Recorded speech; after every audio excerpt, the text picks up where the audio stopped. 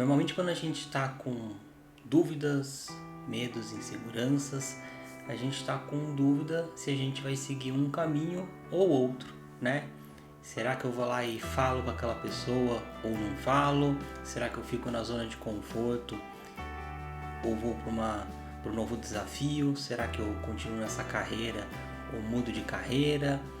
Mil e uma questões, né, que surgem sempre entre dois caminhos, o caminho A e o caminho B. Então o que você vai fazer sempre que surgir uma insegurança, uma dúvida, uma preocupação na sua vida? Primeira coisa, imediatamente você vai usar uma outra tecnologia que eu vou ensinar aqui para você, que é a tecnologia do papel e da caneta. Acredito que você tenha aí em casa um papel e uma caneta. Pintou dúvida, pintou insegurança, pintou algum medo, será que eu faço, será que eu não faço, será que eu vou, será que eu não vou? Papel e caneta na mão, imediatamente, não fica lidando com essa dúvida que ela vai crescer dentro de você, ela pode ficar cada vez maior. Instantaneamente, primeira oportunidade, você vai sentar com o papel e uma caneta na mão. E o primeiro exercício que você vai fazer é, você vai definir, se eu for por esse caminho aqui, vamos chamar de caminho A, né? Qual é a pior coisa que pode acontecer? Coloca no papel qual é a pior coisa que pode acontecer se eu for aqui pelo caminho A, né? Se eu soubesse aqui exatamente qual é a sua dúvida, sua insegurança, a gente poderia ser mais preciso. Mas eu vou falar aqui de uma forma um pouco mais abrangente para que todo mundo possa trabalhar aí nas suas dúvidas. Qual que é o pior que pode acontecer se eu for pelo caminho A? Escreve aí no papel. Depois você vai escrever qual é o pior que pode acontecer se você for pelo caminho B. Muitas vezes o caminho B é permanecer na zona de conforto. Qual que é o pior que pode acontecer se você permanecer na sua zona de conforto? Continuar com uma vida infeliz, uma vida de frustrações, uma vida onde você quer muito e conquista pouco? Pode ser. Coloca aí, né? E depois que você fizer esse exercício, vai fazer um segundo exercício. Você vai pegar o caminho A e vai listar tudo que tem de coisas positivas nesse caminho A, tudo que você imagina que pode acontecer de positivo nesse caminho A, e vem listando. Depois você vai pegar o caminho B e vai listar tudo o que pode acontecer de positivo no caminho B.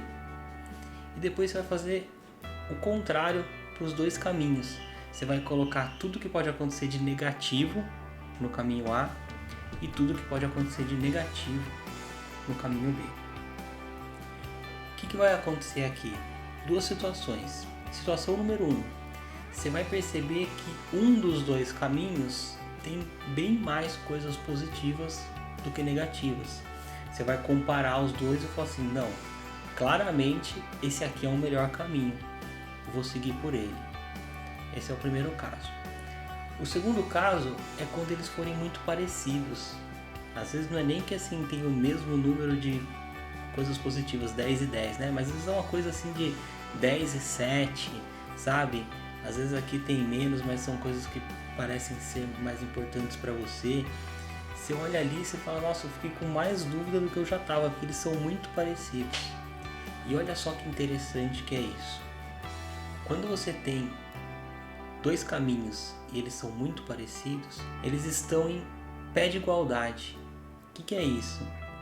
Tanto o caminho A e o caminho B tem prós e contras, né? Você não vai conseguir definir por essa lista.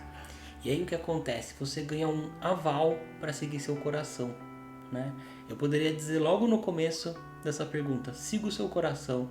Se o seu coração está te mandando para um lugar e a sua mente para outro, normalmente o seu coração tem um caminho mais assertivo, né? E você consegue perceber o que vem daqui, né? Aquilo que tem a ver com você, com quem você realmente é. Porque as coisas só vão dar certo na sua vida quando você fizer as coisas do seu jeito, que é sempre o jeito certo. Então, siga o seu coração. Mas se for importante para você passar por um caminho racional, e muitas vezes é importante, eu faço isso também, faça esses dois exercícios que eu acabei de passar aqui para você, né? O que de pior pode acontecer no caminho A e B e fazer uma lista de prós e contras. Se ainda assim ficar em pé de igualdade, né, eles são muito parecidos, siga o seu coração, vai em frente, que a coisa simplesmente vai acontecer. Por que a gente tem muita dúvida e insegurança e fica aí travado, né, não consegue andar? A gente gostaria de saber qual que é o resultado final do caminho A e qual que é o resultado final do caminho B para depois decidir. Mas isso é impossível, completamente impossível. Se você seguir o caminho A, você nunca vai saber o que ia acontecer no B. E se você seguir o caminho B, você nunca vai saber o que aconteceria no A. É assim, o nome disso é vida. Mas se você fizer esses exercícios, seguir seu coração, naturalmente o caminho que você escolher vai ser um caminho assertivo. A única chance de dar errado é se você não for em frente, se você não começar a caminhar, né? A gente não consegue visualizar todo o caminho, a gente consegue visualizar só parte dele, e às vezes é uma parte bem pequenininha mesmo, mas ela é suficiente para você dar os primeiros passos. E conforme você vai avançando, esse caminho vai se abrindo cada vez mais, né? A gente usa uma analogia que o farol do carro só ilumina 20 metros à frente, mas você pode fazer uma viagem à noite de muitos e muitos quilômetros, iluminando 20 metros de cada vez, tá bom? Então, faça os exercícios, chegou em pé de igualdade, siga o seu coração e parte para ação, começa a caminhar.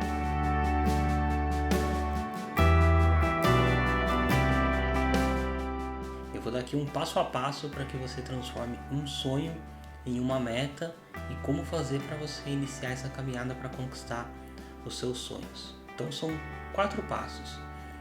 Primeiro passo, você precisa definir o seu estado atual. De novo, você vai usar a tecnologia do papel e da caneta. Pega aí um papel e uma caneta e coloca o seu estado atual. Então vamos imaginar que é um sonho profissional. Como é que é a sua vida profissional hoje? Coloca no papel tudo aquilo que é bom, tudo aquilo que não é. Essa clareza é muito importante, fundamental, né? Não, é um sonho mais voltado para minha vida pessoal. Coloca no papel, como é que é a sua vida pessoal hoje? Né? Exatamente do que você está buscando. Deve ter um link aí. Colocou tudo no papel, estado atual, seu ponto A, você vai partir para o segundo passo, que é definir esse sonho, né? O que seria o seu ponto B. Você vai colocar no papel também, o meu sonho é esse aqui, só que você precisa deixar esse sonho smart. Eu já expliquei aqui, né, no meu canal, você vai procurar no YouTube, aí tem vídeos onde eu falo como realizar uma meta smart. Porque às vezes você tem um sonho no papel e ele é super subjetivo. E aí você não vai conseguir conquistar ele mesmo. Você não consegue nem mensurar quando chegou lá se deu certo ou se não deu. Então ele precisa ser smart. Então falando aqui de uma forma um pouco mais rápida, depois você pode conferir aí no YouTube. Eu explico de forma detalhada como fazer uma meta smart. Seu sonho ele tem que ser específico, mensurável, atingível, relevante e com um tempo definido. Então se você tiver um sonho, né, para falar aqui o mínimo que é bastante específico e tem um tempo para acontecer, você já vai avançar bastante com relação a isso. Depois o que você vai fazer? Você vai definir o que é necessário para conquistar esse sonho, né?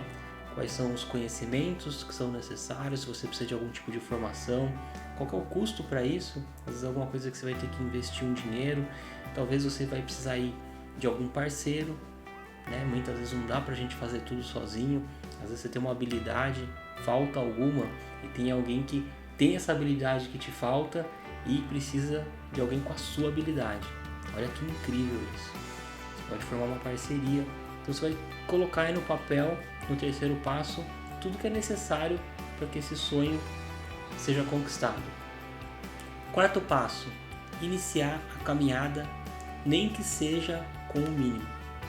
Às vezes você fala, nossa, eu tenho muito pouca clareza do que eu tenho que fazer. Parece que eu não sei quase nada dos próximos passos. E muitas vezes o próximo passo é se matricular num curso. Muitas vezes o próximo passo é conversar com alguém, fazer uma ligação telefônica, comprar um livro. Só isso já vai te tirar dessa situação de bloqueio, de trava. Dê um próximo passo, por menor que ele seja. Quando você dá um passo, você já não está mais no mesmo lugar. E se você estiver caminhando, vai ser mais natural para todo o seu sistema continuar caminhando do que permanecer ali parado, bloqueado, travado. Legal? Então, siga esses 4 passos para que você possa transformar qualquer sonho que está completamente abstrato aí em algo mais real, algo mais palpável e vá em busca dele. Naturalmente você caminhando, né, por mais que seja com o mínimo, as coisas vão começar a aparecer, novas ideias vão surgir e a coisa vai acontecer, não tem nenhuma dúvida com relação a isso. Você vai conquistar esse sonho sim, é só uma questão de tempo.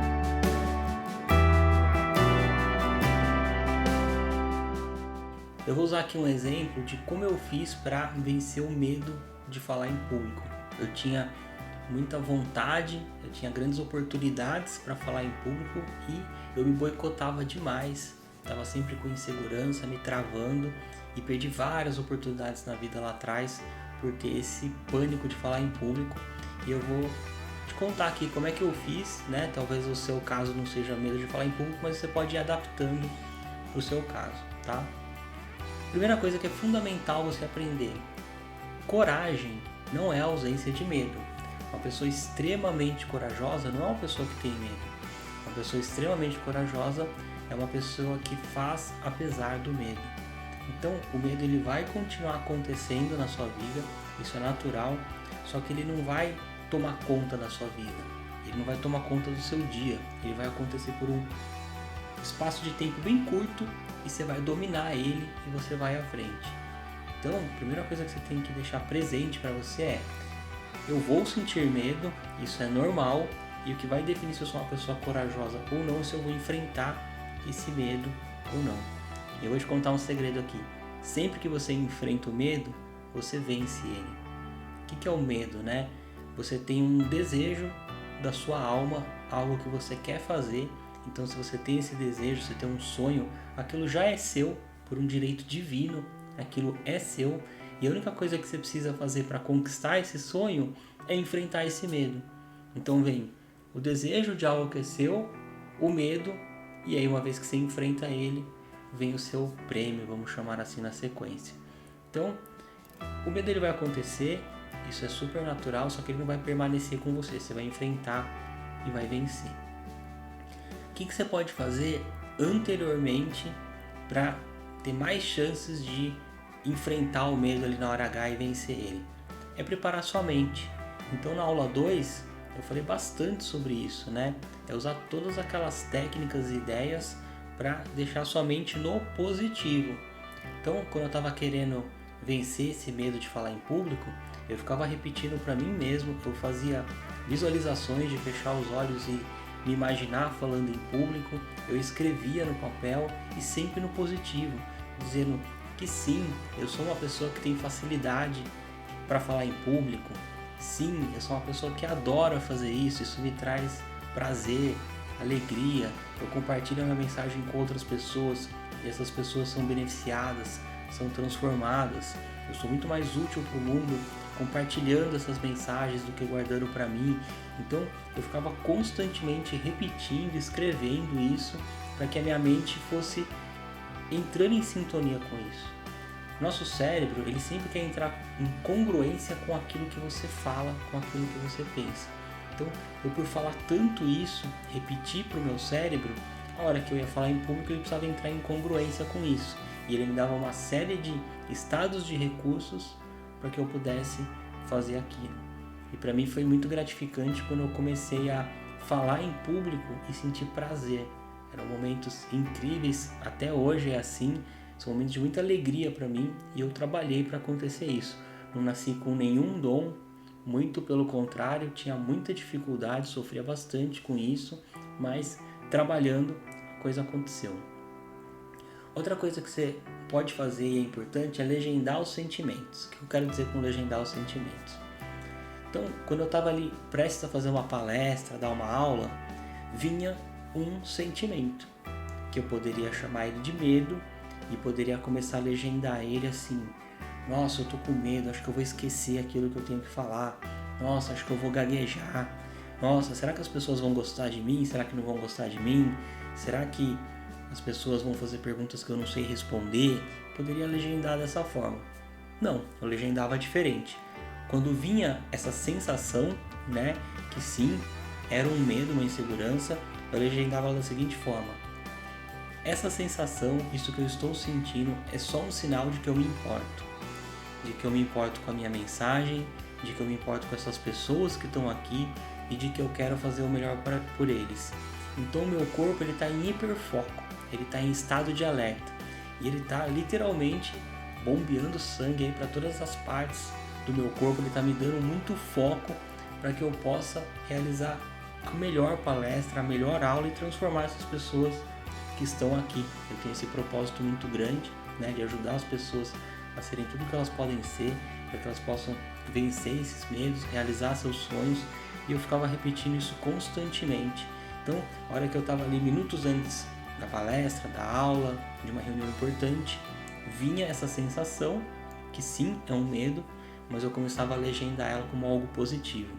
O meu cérebro, de novo, para entrar em congruência com isso, me dava um estado de recurso incrível. Outra estratégia aqui que eu usei, que você pode utilizar, eu vou chamar isso de uma estratégia bônus, que é o quê? Se comprometer com os outros. Então, no meu caso, eu falava para todo mundo, se tiver uma palestra, pode me chamar. Alguém, né, numa situação assim de trabalho, numa reunião, alguém quer fazer uma pergunta? Eu quero, né? Eu ia em eventos, né, onde as pessoas abriam para perguntas e muitas vezes eu pedia para fazer a pergunta só para poder trabalhar nessa coisa de vencer o medo. Então, o que é essa coisa de se comprometer com os outros? Eu comecei a falar para todo mundo que sim, que eu gosto de falar em público, que isso me faz bem e que pode contar comigo. Se tiver uma oportunidade aí no seu trabalho, na sua escola, para uma palestra, me chama, porque eu adoro fazer isso. O que acontece? Quando você se compromete com muita gente, que você vai fazer algo, às vezes você tem mais medo de não cumprir com esse comprometimento do que de ir lá e fazer. Então, eu utilizava o medo a meu favor. Eu literalmente colocava um medo maior do que aquele para que na hora H eu pudesse ir lá e fazer. E naturalmente você vai fazendo, né? Às vezes com um pouco mais de medo, às vezes com menos, e isso vai se dissipando na sua vida. Você vai adquirindo esse controle cada vez mais. E aí vem o seu prêmio. Aí você começa a realizar aquilo que você gostaria de realizar. Porque o medo é assim, se você enfrenta ele, você vence e ele termina com relação àquilo.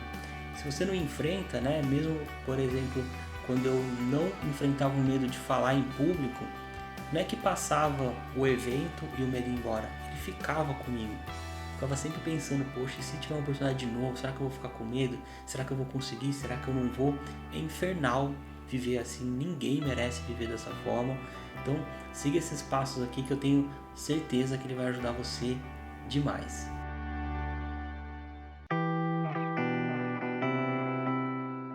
Eu vejo que muitas pessoas têm, né, essa dificuldade de ter essa crença de merecimento, né, de que eu mereço sim mais e melhor na minha vida, seja em qual área for, seja qual for o caso aí para você, né, você fica, será que eu mereço mais e melhor? Como é que eu posso ter confiança nisso? Primeira coisa fundamental para você entender, você é um projeto divino, um projeto criado por Deus, é a principal criação dele, então é lógico que você merece o melhor.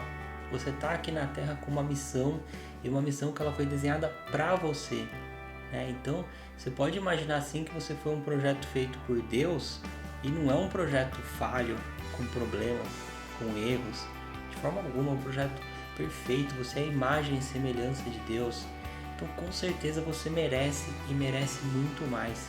E justamente por você conquistar tudo isso, você vai trazer um monte de coisas lindas para o mundo, né? Então, eu não sei qual que é o caso específico, será que eu mereço essa vaga, será que eu não mereço, né? Será que tudo que está acontecendo na minha vida ou que vai acontecer eu mereço? Eu posso te garantir, você merece, sim, né? Algumas pessoas têm essa coisa da síndrome do impostor, né? Será que isso era para mim, será que não? Com certeza, se a oportunidade veio para você, é porque ela é sua. Se você tem um sonho, um chamado da sua alma, é porque é seu, não tem como ser diferente, né?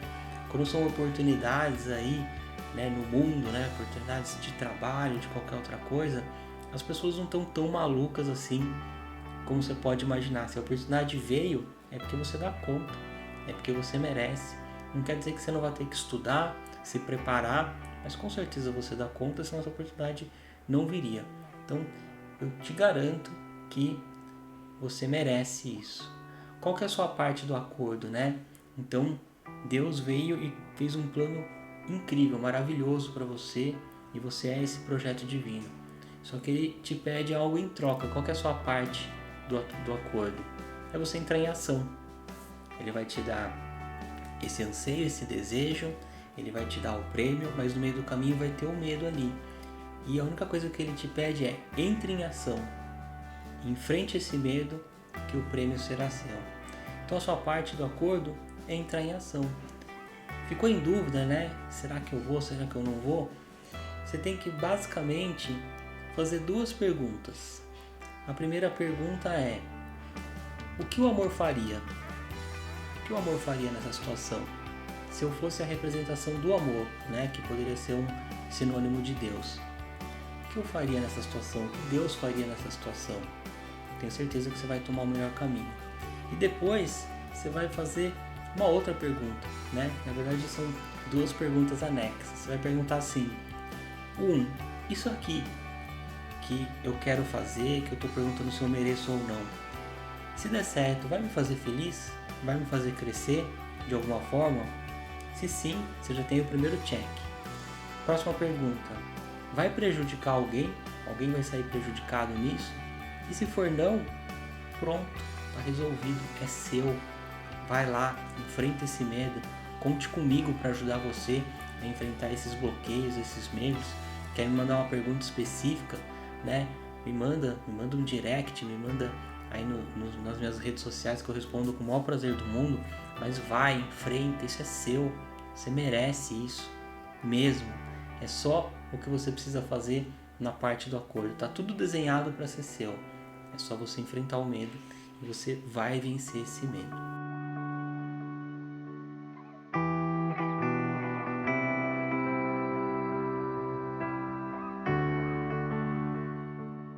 Como eu gostaria de estar com você agora, né? Pessoalmente ou numa videochamada para a gente poder entrar um pouco mais nesse assunto. Isso é um assunto que mexe muito comigo, porque eu senti isso, né? De ter ali, quando a minha filha nasceu, começaram várias questões aí entrar na minha vida, a insegurança tomou conta, né? E foi exatamente o gatilho que fez eu sair dessa vida de medos e de bloqueios por ela, né? E a pergunta que eu te faria é: qual é a mãe que os seus filhos merecem, né? Se você é homem e tem um filho, qual é o pai que seus filhos merecem? Você pode fazer uma lista gigantesca aí, né? Você pode dizer: é uma mãe que educa, é uma mãe que dá conforto, é uma mãe que dá estudo, é uma mãe que dá o sustento, 1001 coisas. Mas na verdade, a mãe que seus filhos merecem é uma mãe feliz. Ponto. Só isso. Se você for feliz, você é modelo para os seus filhos, e um modelo direto, né? Não importa aquilo que você fala, importa quem você é, aquilo que você faz. E se você for uma pessoa feliz, uma mãe feliz, os seus filhos serão felizes no futuro. Eles vão ter todos os recursos que eles precisam para realizar tudo que eles quiserem realizar. Mesmo. Se você for uma mãe infeliz, né? Desculpa ser duro aqui com as palavras, mas eu preciso dizer, quando foram duro comigo lá no passado, me fez muito bem. Se você for uma mãe infeliz, você está produzindo infelicidade nos seus filhos. Mesmo. Eu sei que é duro ouvir isso, mas é melhor ouvir e mudar do que permanecer nesse estado e descobrir isso depois de anos, né? Muitas mães vendo aí seus filhos tendo que fazer terapia, não por uma busca de autoconhecimento, porque não conseguem lidar com a vida, né? Então, a única coisa que você precisa ser é feliz. Busque pela sua felicidade e tudo vai acontecer naturalmente melhor na sua vida. Mesmo. Não é isso que você quer para os seus pais? Você não quer ver os seus pais felizes? É a única coisa que você quer? Ver eles em paz e felizes? Então, seja esse exemplo, seja esse modelo. Trabalhe na sua felicidade. E eu vou te contar um segredo aqui, que na verdade não é um segredo, isso são estudos de Harvard, estudos de Stanford, né, que estão muito disseminados. E o que eles trazem pra gente? Felicidade é sinônimo de produtividade. E às vezes a gente está aí com muita coisa para fazer, 1001 tarefas, e você vai perceber que quando você trabalha na sua felicidade, na sua alegria, parece que começa a crescer tempo na sua vida. Nasce do nada. Parece que você tem mais tempo para fazer as coisas, parece que você faz as coisas de uma forma mais rápida, mais assertiva, porque felicidade traz sim mais foco, mais clareza, mais produtividade de uma forma geral, mais criatividade, e tudo na sua vida começa a acontecer de uma forma muito mais fluida, mais tranquila e assertiva também. Então, invista na sua felicidade. Muito. Essa é a única forma de todo o seu entorno, né, se transformar por uma coisa muito melhor, para que você possa viver a vida que você merece, uma vida que foi construída por Deus para você.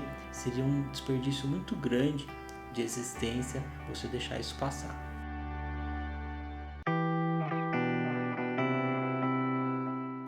Quando a gente está com essa coisa, né, de procrastinar, de preguiça, né, para fazer coisas para ter uma vida melhor, normalmente o que está faltando para a gente são hábitos positivos, né? A gente vai passar uma vida inteira desenvolvendo hábitos positivos. A gente vai tentar diminuir os hábitos negativos que a gente tem e ampliar os hábitos positivos por uma vida, né? Não tem assim um grupinho de hábitos, faça esses 3 hábitos aqui e sua vida será incrível. Cada vez que você tem um novo hábito positivo, você quer trazer mais um. Isso é super natural, isso é muito bom, inclusive. Criar um novo hábito, ele não é tão fácil assim, tô sendo super sincero aqui, né? Eu queria falar, tem uma fórmula mágica aqui, você faz e já foi. Não, né? O que tem é a ciência do hábito, né?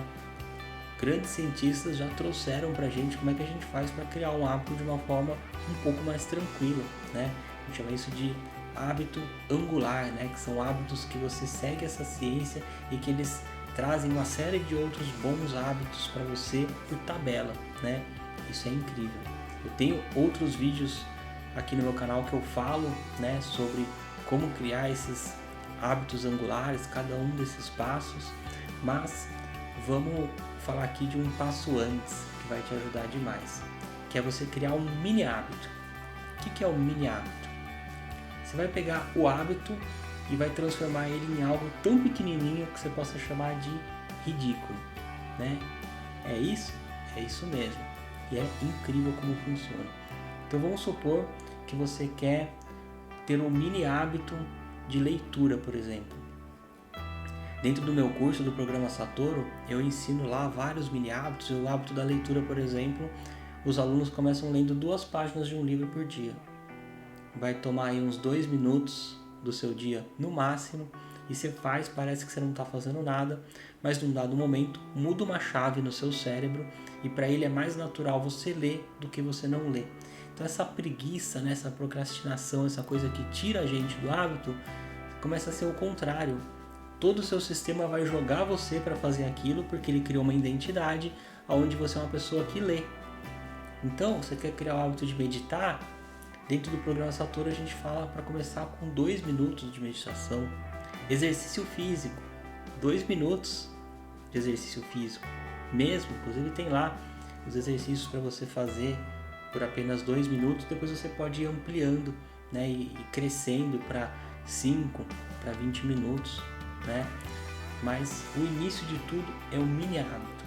E o mini hábito ele é tão pequeno, por isso que eu gosto de chamar ele de ridículo, que você fala assim, não tem como não fazer. Aquele dia que você está com o máximo de preguiça, né, e você quer passar o dia na frente da TV zapeando canais. Você fala assim, tá, eu vou, né, usando o exemplo aqui da leitura, por exemplo, eu vou ler 2 páginas de livro e depois eu passo o resto do dia zapeando canais. Foi positivo, tá acontecendo algo no seu cérebro. Você está mudando a sua identidade. Faz isso acontecer, depois de um tempo você vai ver um milagre acontecendo na sua vida. E como hábito positivo atrai hábito positivo, muitos outros virão por consequência. Isso vai ser muito legal para sua vida, tá bom? Se você quiser um pouco mais além, me manda uma pergunta lá no canal do Telegram. O que eu tenho preguiça de fazer é isso. Eu normalmente procrastino muito para fazer isso aqui. Me ajuda? Aí eu te trago de uma forma mais específica como você construir esse hábito angular, como trazer um mini hábito, tenho certeza que vai dar certo.